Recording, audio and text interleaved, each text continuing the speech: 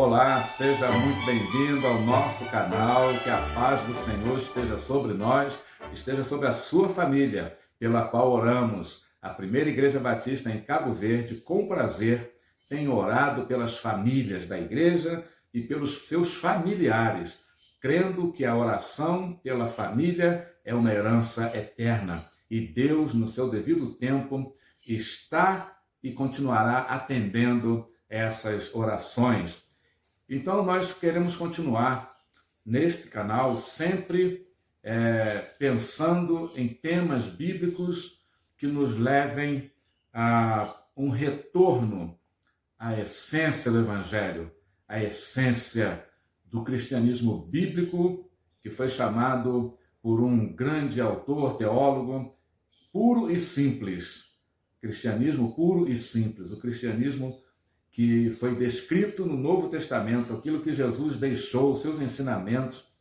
Então, Paulo disse que se preocupava com a igreja de Corinto, que eles fossem enganados, os membros da igreja fossem enganados, assim como a serpente enganou Eva, e eles deixassem a simplicidade que há em Cristo, a simplicidade que há nesse evangelho de Cristo. É uma coisa séria. Essa semana, nós estávamos ouvindo e compartilhamos na igreja, ali no grupo, uma meditação muito interessante do Pão Diário, falando sobre os encorajadores. Linda meditação. Como que a igreja precisa de crentes encorajadores. Nós temos ouvido alguns pregadores, dentre os que são pregadores sérios, que não fazem parte dessa onda aí de falsos profetas, falsos apóstolos, né? Mas dentro da ala que pretende pregar o Evangelho de Jesus em sua essência, nós temos ouvido sobre a necessidade de uma nova igreja para um novo tempo, uma igreja que tenha sido mudada.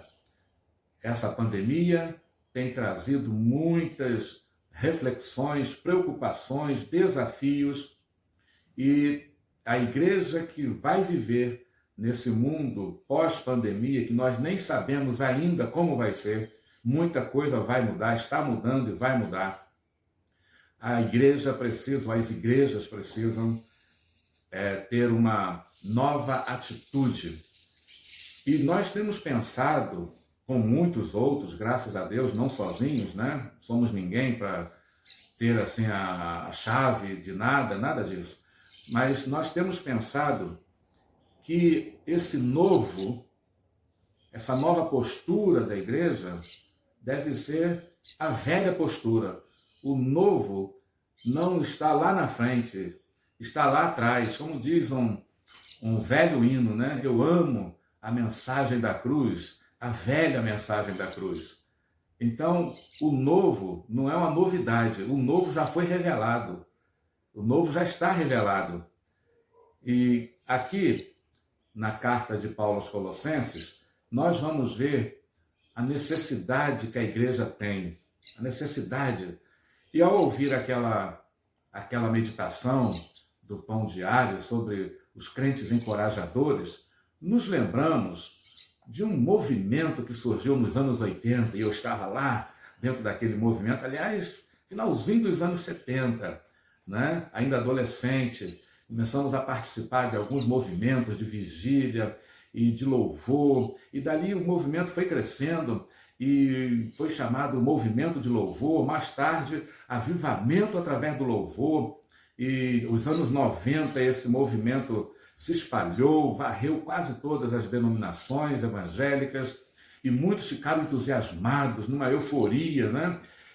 Achando que estávamos vivendo o avivamento prometido na Bíblia. Alguns, por causa de interpretações particulares, né? Algum tipo de interpretação que nós não seguimos, acreditam que vai haver um grande avivamento no final dos tempos. A Bíblia mostra o contrário, mas alguns interpretam assim, é o problema de interpretação, né?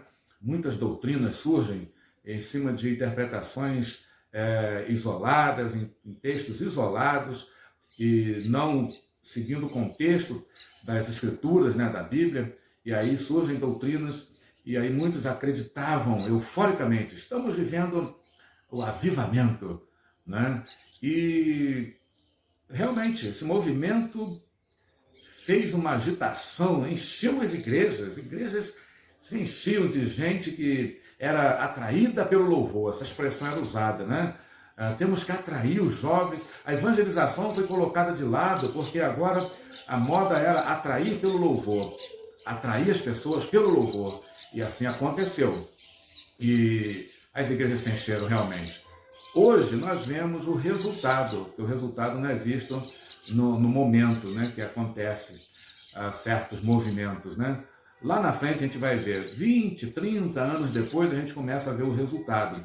Resultado, igrejas cheias de gente vazia da vida abundante que Jesus veio oferecer para nós. E ele realizou a obra da redenção na cruz e garantiu uma vida abundante para os seus seguidores, os seus filhos, né?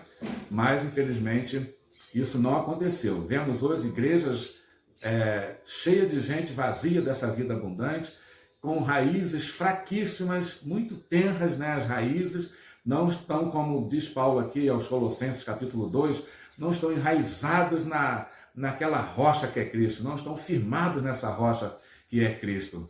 Isso é um problema sério.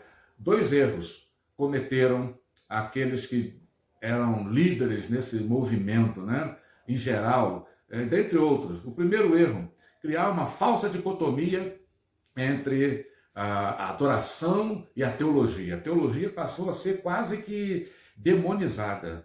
Falava em teólogo, teologia era uma coisa, não, mais uma vez, pegando um versículo isolado, e a letra mata, mas o Espírito vivifica. Nós estamos na adoração em Espírito e em verdade. Então, é como se o Espírito Santo de Deus estivesse contra a teologia, né? E é um erro tremendo. O segundo erro foi pegar a Bíblia, então, e adaptar a Bíblia àquela nova onda. Foi adaptar a Bíblia a novas revelações. E assim nós vimos o resultado, vimos já na época, mas agora a gente vê melhor o resultado negativo desse movimento, desses erros, né? Muita gente sincera, é claro, entrou nisso, né?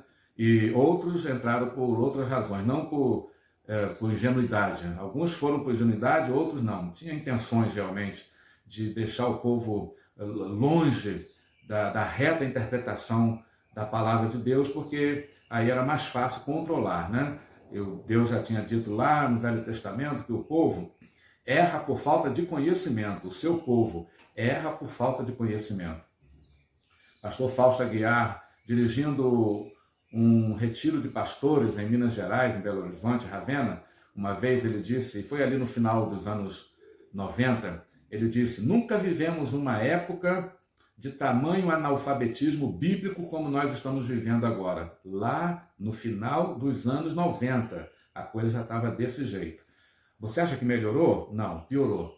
Então, é preciso uma verdadeira revolução, mas conforme está aqui escrito em Colossenses capítulo 4, precisamos de uma revolução dos crentes lenitivos, que Deus levante crentes lenitivos, encorajadores. O texto está em Colossenses 4:11, quando Paulo usa essa expressão, e está na versão atualizada, né?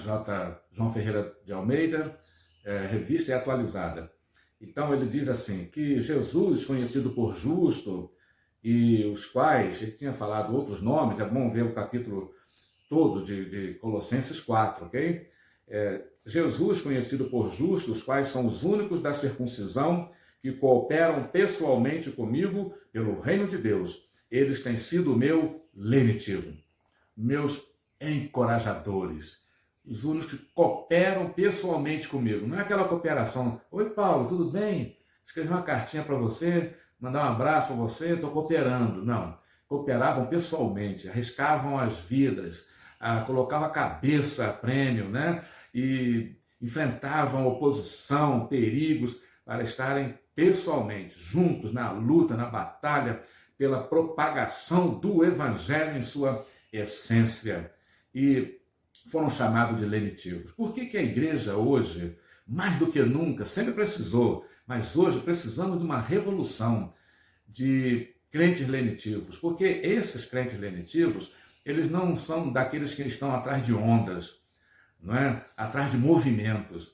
Esses são, segundo o que está aqui em Colossenses 4, são pessoas que perseveram na oração, tá? São perseverantes na oração. São pessoas que têm um bom testemunho cristão e, por causa disso, aproveitam as oportunidades. Tá? Quando essas pessoas falam do Evangelho, falam de Jesus, elas são ouvidas porque têm um bom testemunho, pregam com a própria vida. Temos visto tantos escândalos, né? Enfeiando o nome do Evangelho, mas os crentes lenitivos têm um bom testemunho. São pessoas submissas a Cristo, cabeça da igreja, e por isso são submissas, leais e têm fidelidade para com o corpo de Cristo, a igreja. Não tem dicotomia nenhuma, não existe essa ideia na Bíblia, eu sou ligado a Cristo, cabeça, não a igreja. E separa, né?